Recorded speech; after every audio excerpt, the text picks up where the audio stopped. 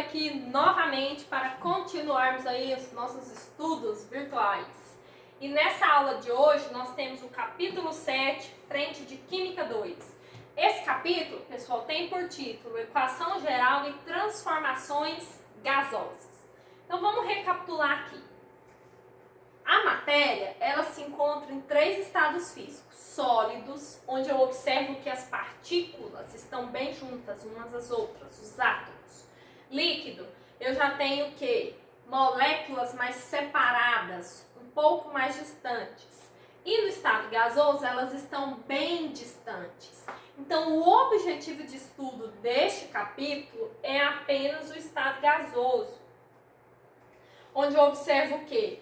Forma e volume variável.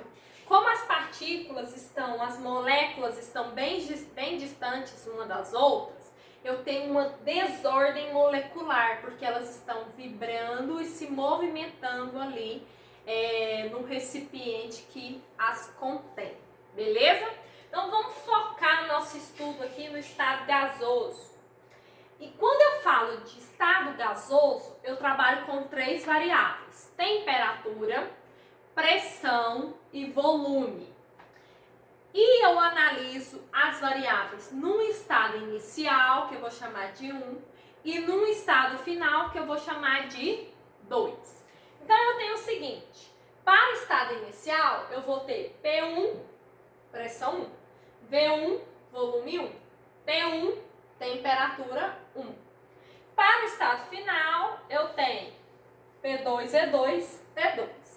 É importante salientar aqui com vocês que, como eu mexo com variáveis, eu preciso prestar atenção nas unidades de medida. A pressão pode aparecer em atm, bar, pascal ou milímetros de mercúrio. O volume pode aparecer em litros, ml e metros cúbicos. A temperatura vai aparecer em Kelvin. É obrigatório que a temperatura sempre esteja em Kelvin. Como que eu transformo para Kelvin? Eu pego a temperatura que foi oferecida em graus Celsius e somo com 273. Assim eu obtenho a temperatura em Kelvin. É importante também lembrá-los que a unidade de P1 tem que ser a mesma unidade de P2. Como assim, professora? Se P1 está em atm, P2 também precisa estar em atm. Se V1 está em litros, V2 também precisa estar em litros. T1 e T2 têm que estar em Kelvin. Então, caso as grandezas, caso as variáveis estejam em unidades diferentes, você precisará fazer uma transformação de unidade de medida. Para isso, eu peço que você relembre essas transformações, ok?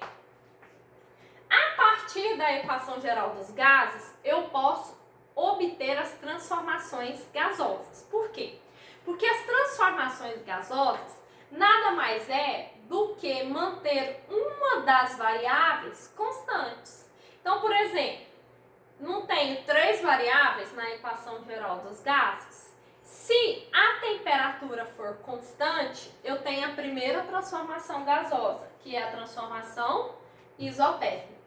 O que significa a temperatura constante? Significa que o T1 é igual ao T2. Então, vai sobrar o que da fórmula para mim? P1 vezes V1 é igual a P2 vezes V2. Na transformação isobárica, preste atenção, isobar. Bar não é unidade de pressão, então isobárica significa pressão constante. P1 é igual a P2. Então eu posso cortar o P1 e o P2. Sobrou o que da fórmula? V1 sobre T1 é igual a V2 sobre T2. E a última transformação seria o volume constante, que é uma transformação isocórica. Nesse caso, também pode ser chamado de isovolumétrica ou isométrica. Vai sobrar o que da fórmula para mim? P1 sobre T1 é igual a P2 sobre T2. Por quê? Porque o V1 e o V2 são iguais. Então, eu cortei essas grandezas. Beleza? Vamos ver agora essas transformações em gráficos. Eu tenho o seguinte, transformação isotérmica, não é temperatura constante, sobra só a pressão e o volume. São grandezas inversamente proporcionais. O que significa isso? Se eu aumento a pressão, o volume diminui.